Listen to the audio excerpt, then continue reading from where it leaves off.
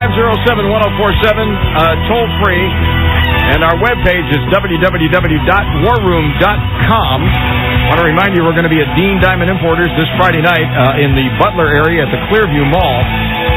We'll see you out there. All right, now, the anniversary of the Oklahoma City bombing was yesterday, April 19th, having a checkered past, for those of you who are students of history. And yesterday was the anniversary of the Oklahoma City bombing. Now, you remember the bombing, and you remember the first day it was being blamed on Islamo-fascists until various organizations, I suppose, like the Council on American Islamic Relations, picked up the phone and called the Democrats, and until the White House decided that, wait a minute, this isn't going to be... Here, it'd be much better if it'd be a bunch of European white guys who voted Republican in the last election and blew us out. Who are these people that fear their government? Who are they? Remember that? Yeah. That's that Rush Limbaugh guy. He did it. I'll tell you what. It was him. He blew up that building. So anyway, but the sudden turn, if you remember, from looking into the Islamic connection to the Oklahoma City bombing, suddenly turned to Terry Nichols and Timothy McVeigh. On the phone with us this morning, two very good friends. First, friend number one, David Shippers, one of the last great Democrats, hard-nosed prosecutor from Chicago. He and his lovely wife, Jackie, have been friends of this show and friends of ours for a long time. And a former reporter for KFOR television in Oklahoma City, Jayna Davis, who has written a book called The Third Terrorist. Now, you all heard that there was no John Doe number 2. Well, not so fast. Good morning, you two. Welcome to the show. Good morning. Good morning, David. Jim. How you doing? Yeah, we're doing just fine. It's nice to have you on the show. There's going to be a whole bunch of new people in Akron, Canton, Cleveland, and down in West Virginia and Wheeling and the surrounding area of the Ohio Valley are going to be hearing you probably for the first time. That's great, and congratulations on getting syndicated. It's about time. Well, thank you. Appreciate it very much. And Rose sends her love. Now, Jayna, tell us the story of Oklahoma City from the beginning, because, again, a lot of people don't know. They only know what the media has told them. Well, actually, I was part of that media back in 1995 when the bombing occurred.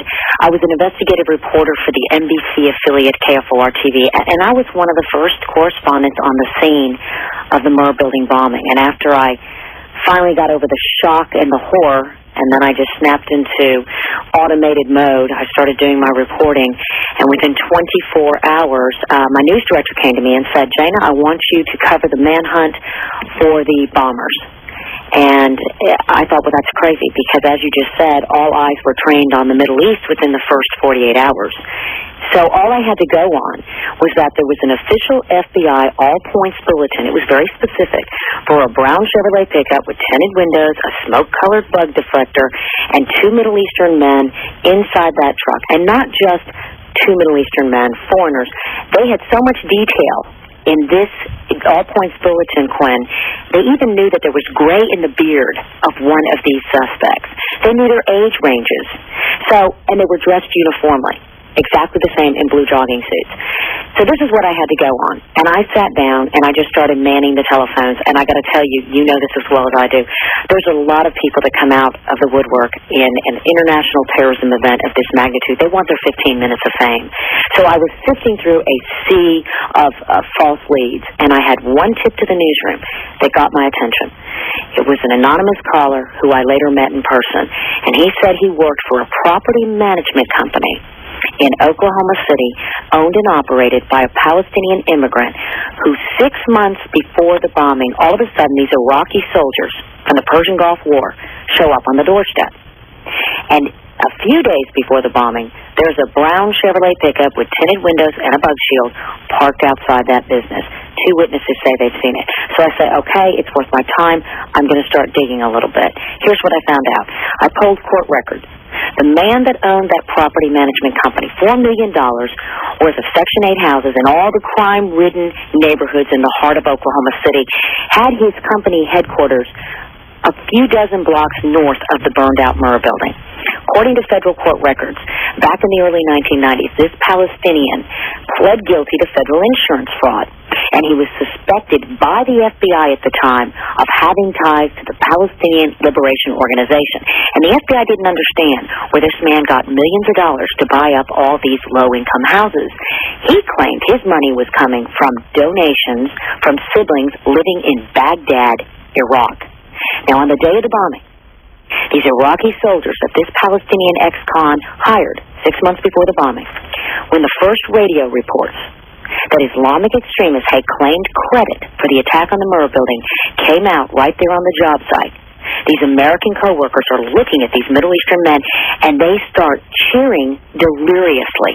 They're giving each other high fives, and they're saying, "We love Saddam, we'll die for Saddam." And they're saying it in English, and they're chanting it.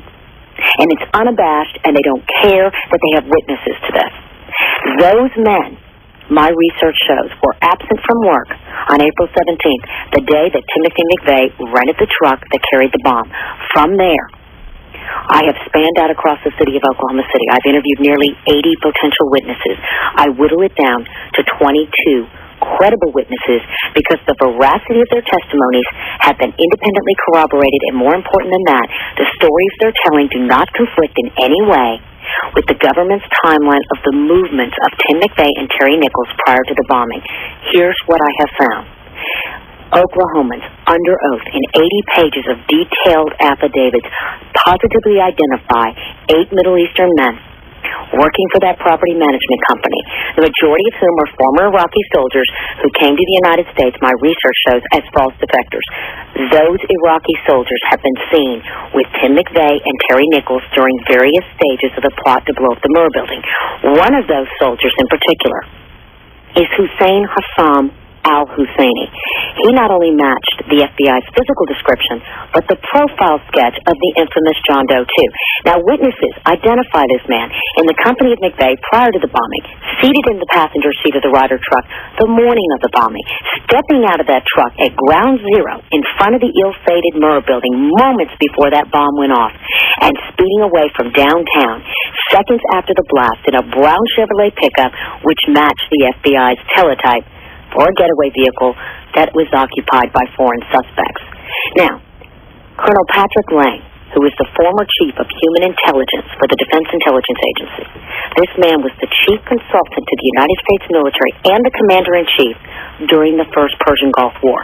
He thoroughly vetted and researched the immigration file of the man, the Iraqi suspect Hussein al-Husseini, who has been identified as the third terrorist, John Doe 2. This is what he tells me. The military tattoo, the background information of Hussein al-Husseini, indicates he served in Saddam Hussein's elite Republican Guard and was most likely promoted into Unit 999 of the Iraqi intelligence service, the Eskabarat, which was based in Salman Park, southeast of Baghdad, and tasked with overseas clandestine operations. Now, here's where your listeners are going to be shocked. Guess where Hussein al-Husseini went when he left Oklahoma City after the bombing? He went on to Boston, Massachusetts. He was gainfully employed by the Boston Logan International Airport. And in November of 1997, this is now 4 years before 2 planes are hijacked from that very airport and slam into the World Trade Center, this man, Hussein al-Husseini, starts having anxiety attacks, so he goes to his psychiatrist. And in a private conversation he never thinks will be disclosed to a third party, he says he's apprehensive about his airport job because if something were to happen there, quote, I'll be a suspect. Now, the FBI has never questioned this man, and despite my repeated attempts and the attempts of other journalists throughout the years knocking on the door, will you officially clear him and exonerate him of any suspicion in the Oklahoma City bombing? They won't do it. And you want to know why, Clint? Yeah. In my book, it is irrefutable. This is evidence that could be entered in a court of law, and a jury, I believe, would see that it's been proven beyond a reasonable doubt. He has no alibi for the critical hour of April 19th, 1995. Therefore, but if I can interrupt for just a second, Jim, he tried to fabricate an alibi, which is always one of the best indications of guilt. Yeah, and did he not? He fabricated that, and did you not write an article about that? And he tried to sue you? Here's what happened. Yeah. KFOR TV broke our story on June 7th of 1995. Within 1 week, the firestorm of reaction. We were getting calls from the New York Times, the Washington Post. People were absolutely on fire. Was John Doe 2 an Iraqi suspect? Within 1 week, the Department of Justice comes out and says, "Oh, it's all a case of mistaken identity." And then John Doe 2, over the years, is declared dead. Then he's resurrected. He's dead. He's resurrected. Now, we went forward with our stories at KFOR. We weren't following conventional PAC journalism. When John Doe 2 was declared a case of mistaken identity, this soldier, Hussein al-Husseini, comes forward. Instead of talking to me, despite my repeated requests to interview him, he goes to the competing media. He identifies himself. And the politically correct media comes running to his rescue. And he says he's been falsely accused. But he also goes on the airwaves and he carps about the fact that the United States Department of Justice refuses to officially clear him in the bombing. Here's what it is, Clem. They cleared hundreds of men who were collared because they had a slight resemblance to the sketch of John Doe 2. He then, a few months later, after we are hammering our stories night after night after night, that there is another man involved in the Oklahoma City bombing, he files a lawsuit. He gets a phone call and he is told he has a lawyer that's been chosen by him. And there's a Washington, D.C. organization, which he refused to name, that is telling him, you need to carry on this lawsuit. I believe that organization funded this lawsuit. But he lost. He absolutely shouldn't have done it because he gave me the power of discovery. I got to put him in 8 days of deposition. And during that time, he unwittingly confessed to details that only the man who was drinking beer with McVeigh prior to the bombing and the witness who served him that beer could have known. And in 1999, the Western District Court of Federal Court of Oklahoma threw out his case and established as undisputed fact all 50 statements of fact and opinion that implicated this man in the bombing and, more importantly, completely shattered his alibi. He appealed to the 10th Circuit. The oral arguments for his right to have a trial were heard on September 10th, 2001, the eve of 9/11. 18 months later, 3-judge panel throws out this case and affirms my reporting across the board. My sources tell me that McVeigh was found with a pocket full of Iraqi phone numbers when they picked him up. Was that true? Absolutely true. I think it was true, too. Dave and I, the research we've had when we've gone to Washington, I can honestly tell you that I believe that was true. Yes. By the way, one of our best friends in Washington was Bob Barr. I understand he was on your show yesterday. Yeah, he was right here in the studio. What a wonderful person he is. Yeah. You know? Yeah, he really is. But did you want to tie him into this, or? Oh no! Oh, okay. He was one of the. We went out to Washington, Jayna and I, and her husband Drew, and a couple other people, and we met with Bob's people, and he was the only congressman that would listen to us. And he was, there was very little he could do at that time because we didn't have all the facts in line. But all of this information. In 1997, Jayna tried to give it to the FBI. Tell them that story. Well, I'll tell you what. We have to take a break. You can tell us the story when you come back, okay? Can we keep you guys for the whole hour? Yeah. I can stay till 7:40. Yeah, okay. That's about right with me too. All right, well that's fine. We'll do that then. We can always come back, Jim. We're talking to Jayna Davis, who is the author of the book The Third Terrorist, John Doe number 2, Hussein al-Husseini. We've been telling you that for 3 years here on the show. And also David Shippers, the impeachment prosecutor for the House of Representatives in the impeachment of William Jefferson Clinton. Quinn and Rose on America's Morning Show. And we are with David Shippers and Jayna Davis, author of the book The Third Terrorist. We only got a couple of minutes in this break. Want to keep you through the news, but tell us what happened when you tried to go to the Justice Department. What happened when you tried to give them your evidence?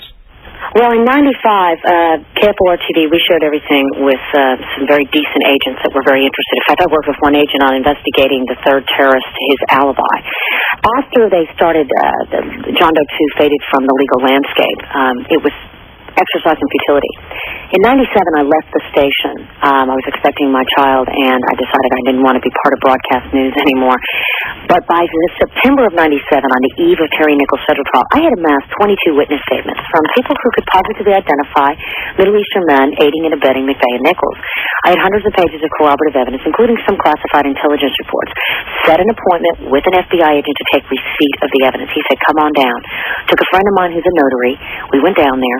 I handed him the box of documents, and then I said, would you sign this little receipt here that she's going to notarize that you took this evidence? He said, I don't have a problem with that. He says, but I better check with our legal department. 20 minutes later, he comes back into the lobby, and he said, we can't take your evidence. I said, why? Well, the Department of Justice told my attorney as lead prosecutor for Terry Nichols' federal trial, an assistant U.S. attorney out of Washington, D.C., in Denver, Colorado, told my attorney, Tim McCoy, we do not want any more documents for discovery that we will have to turn over to the defense teams. In 1999, I returned to the FBI.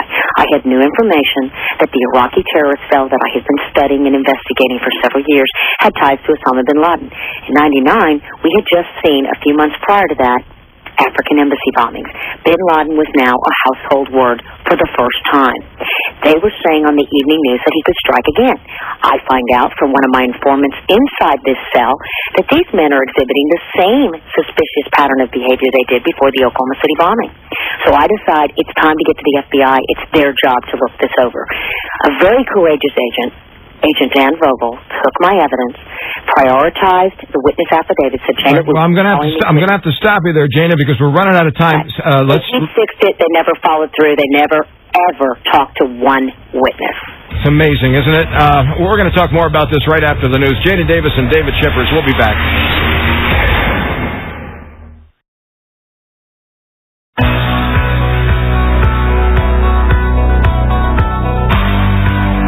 From the War Room, the Quinn of the Morning Show with the lovely Radio Rose, America's Morning Show. Let's get back to David Shippers and Jayna Davis here, because I got so many questions and there's so little time here.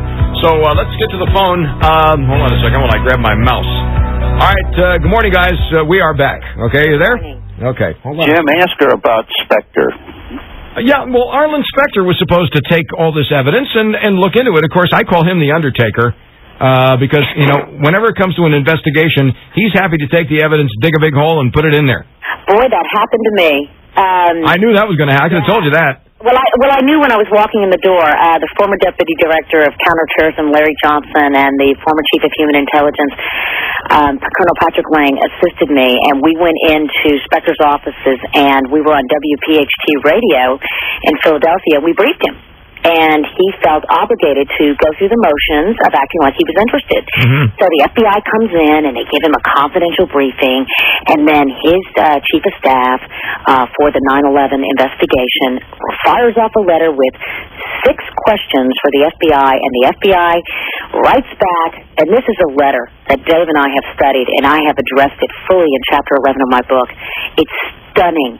It is replete with, outright lies. Yeah, bare-faced lies. I mean, it's incredible, and I can refute it with both hands behind my back. And it's funny because I wasn't supposed to get the letter. Specter was not even going to allow me to address what the FBI said. Then he went on the radio as the Operation Iraqi Freedom was beginning, and he said, "Well, the dots just didn't connect," which is nuts. So I wrote a book. That's a bunch of crap. Of course they connect. Yeah. This is how they connect, Mr. Specter. So that was a sham. But let me tell you that this book got the attention of the 9/11 Commission last week.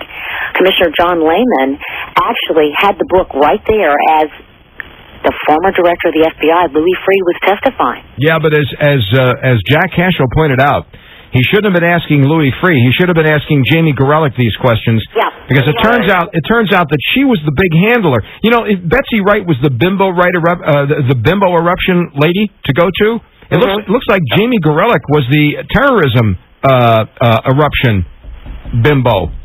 She was there. That's her job, and now she's judging herself. Right, and now she's on the commission, and nobody. Yeah, this is interrupt stunning. for a second.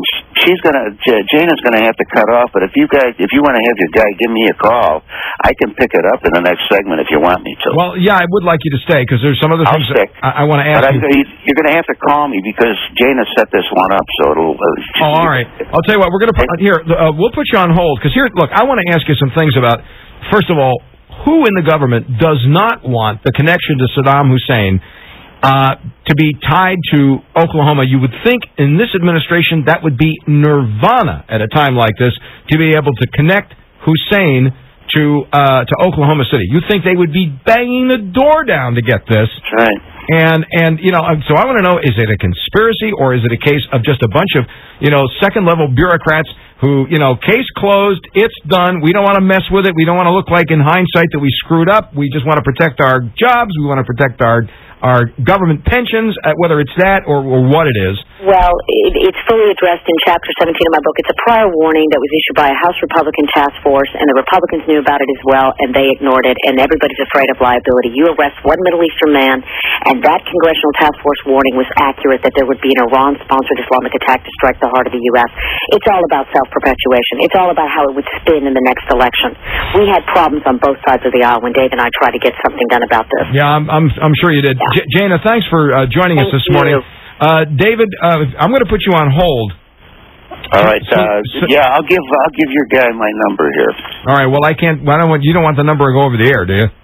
No, of course not. Okay. All right. I'm going to take your pot down, and we're going to take the break here, and then we'll come back because there's a ton of other stuff I want to ask you. Okay. Okay. All right. We're talking to David Shippers. Thank you, Jayna Davis, author of the book "The Third Terrorist," already climbing the New York Times bestseller list. Go get it. It is absolutely fascinating. I mean, most of you people out there don't have a clue as to any of this stuff. It's stunning stuff.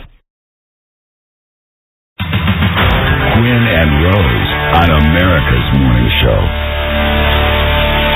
All right, Jayna Davis has had to leave because of other prior commitments, but that doesn't matter because David Shippers has worked very closely with Jayna over the years on this book project and on the whole Oklahoma issue. And, and I have so many things to ask. One of the things that drives me nuts, David, is that for political purposes, there are lines of demarcation being drawn out there between the war on terror and the war in Iraq, as though they are not related. Right. And to my way of thinking, despite evidence that Mohammed Atta, who pulled off 9/11, was meeting with meeting in Prague with Iraqi intelligence and all this. There's plenty of information out there, really, if you look for it, to tie these two together. To me, to say that there's no relation between Iraq and the war on terror is like saying there's no relationship between the Atlantic Ocean and the Caribbean and the Gulf of Mexico. Absolutely, you're right on the nose. It is all part and parcel of an area of the country that has a few things in common, and one of them is they hate modernity. They have a religion that gives them the moral authority to kill it rather than compete with it, and they are all of one mind in one way or another. They got a problem with this country, they got a problem with Western civilization, and they'll work with anybody who has the same problem they do. Well, Jim, if you look at it and think about it, when did the terror attacks start? When did the first attack on the Twin Towers occur? Everything started after the Gulf War. Do you realize that? Yeah. And after Saddam Hussein swore vengeance against the United States. Now, people say, why didn't they take credit?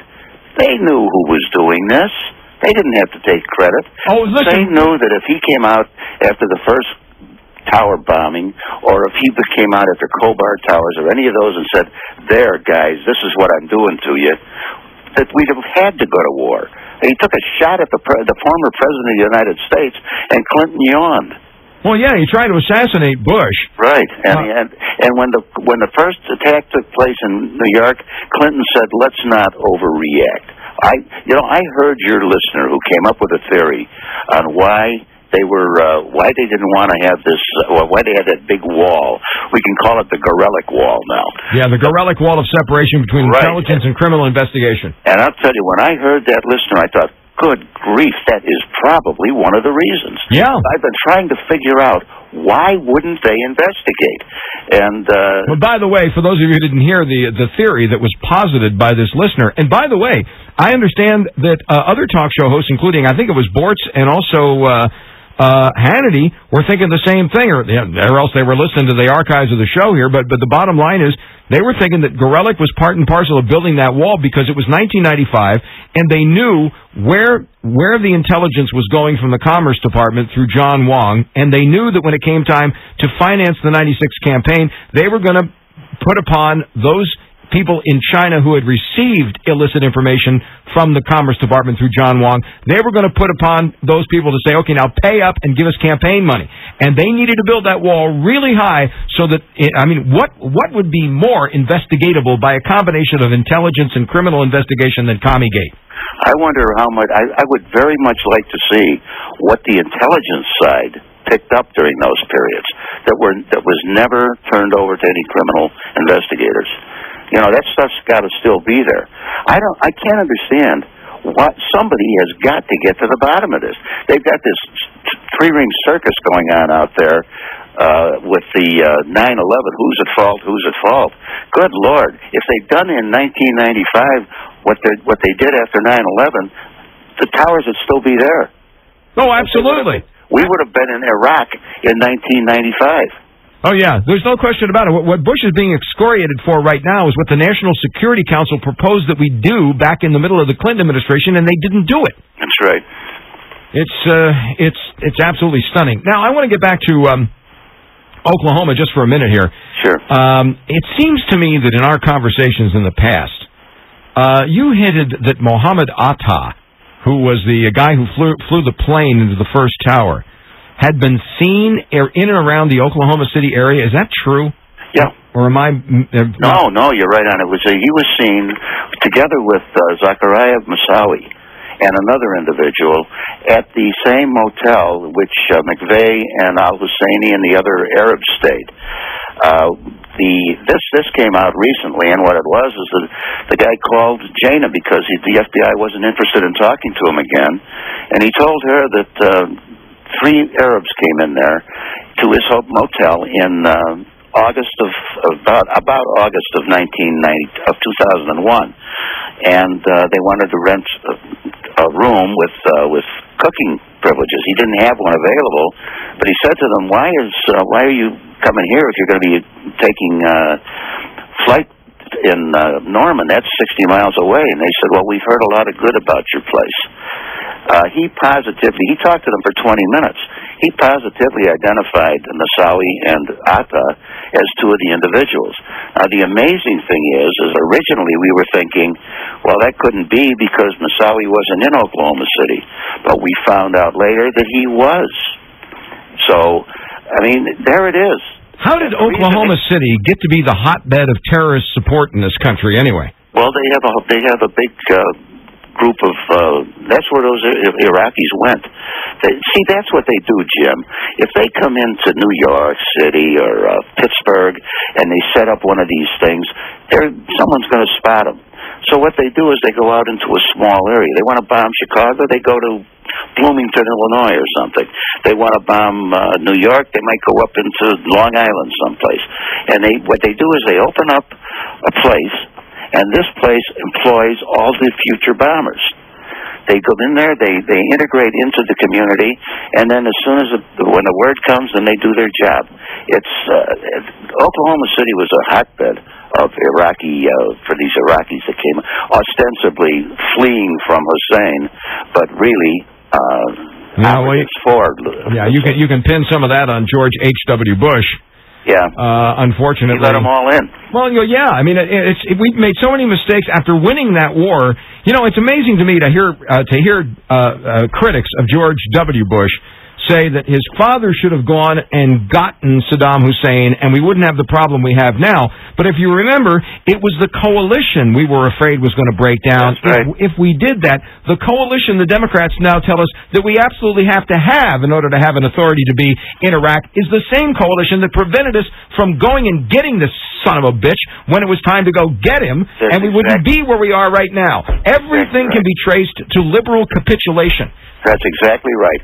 We did in 1991 what they want us to do now. And in 1991, we blew it.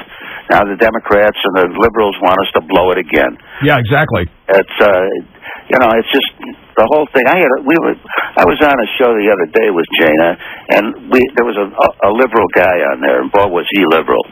And he was attacking her, saying, why wouldn't President Clinton want a war? Man, if he knew about Oklahoma City, he would be able to be absolutely certain of re-election. I said, yeah? Well, the hero, when they hit the towers, he didn't do anything. When the problem in Mogadishu, he ran like a scared rabbit. And this hero, he was yellow. That's his problem. And besides that, I don't think he wanted anybody to know where the money was going from Saddam Hussein, because I wouldn't be surprised if a lot of it went right into his pocket. Well, I'll tell you something. There are some people out there floating the notion now that the Oil for Food program may have been funding Al-Qaeda. Yeah. As well as France. Yeah. And I don't know where else that money went. Look, if you're going to look around for people who are easily bribable, I can give you the first suggestion, and that's the former President of the United States. All you had to do was show money, and you got what you wanted. Well, one does have to wonder, what do you get in exchange for 50 years of nuclear technology lifted from Los Alamos? Okay? Yeah. What do you get? I mean, I'm going to tell you, you don't get millions, you get billions for that. All you want. You get billions for that. And the way that was glossed over, and these stupid stories about when we found the hard drives behind the Coke machine, well, how stupid did they think we are? Yeah. Look, I'm running out of time, but the seamless web here is very interesting, because we have McVeigh, apparently in league with Hussein al-Husseini, former bagman for Saddam Hussein. Right. Yeah, and you've also got Terry Nichols. Nichols hooked up with Abu Sayyaf in the Philippines. Exactly. Learning how to make bombs. Yeah, exactly. His bombs didn't work till he went there and came back. And by the way, what Jayna didn't say is that those guys who are still walking the streets are the bomb makers. I wonder what they're doing now. Yeah. The FBI hasn't even talked to them, and yet these are the guys that make the bombs. Good Lord. And they're still out there. Yeah. They're still out there. They're still out there. And it's interesting, you mentioned to me about Salman Pak. I mean, we know terrorists were trained at Salman Pak. That's right. And, I mean, what? This isn't enough for the Democrat. I'll tell you what, these people are going to destroy this country trying to get their power back. They're going to destroy this country trying to get their power back. We showed al-Husseini's picture to a former Iraqi captain who was at the training camps, the Iraqi training camps for terrorists. Yeah. We showed him the picture. You could see the recognition in his eyes. When you're a pro, you can see the recognition. He denied ever seeing him before, but I'm telling you, he knew him. Man, that is just amazing. And meanwhile, you get all those clowns out there jumping all over Condoleezza Rice and people like that. When there's something, if they really want to investigate, here it is. Oh, well, of course. I mean, look, they're never going to investigate the things that really need to be investigated. Right. Like, how come Vince Foster's dead? Yeah, I'm waiting for CARE to start attacking Jayna. I'm ready for that one. Oh, the Council on Islamic, I'm waiting. They'll start. And of course they will. And I hope they do, because I'd like to get back. I'd like to debate those guys and show them the evidence. Yeah. And then we'll see if they're really Muslims, honorable American Muslims, or if it's just the same old thing. We're right, you're wrong. I'm still waiting for the Allah Bless America rally, and I ain't seen it yet. I haven't seen anything remotely resembling it. No. Anyway, the name of the book is The Third Terrorist. It's by Jayna Davis. Man, there's so much other stuff we could talk about if we had time here, David, but we'll have to do it on another day. I'm always available anytime you want, or I'm sure Jayna is. Well, thanks, and by the way, thank Jayna, and also say hi to your lovely wife, Jackie, okay? And you give Rose a hug for both of us. She wouldn't touch me. If she lets you that close. She wouldn't touch me with a 10-foot pole. All right, then give Loopy a hug. Yeah, that's it, or Bambi. All right, Bambi. We'll see you later, David. Thank you. All right, take it easy, Jim. Bye-bye. David Shippers, prosecutor from the impeachment of William Jefferson Clinton and Jayna Davis on the air this morning. Archives of this show will be available at War Room.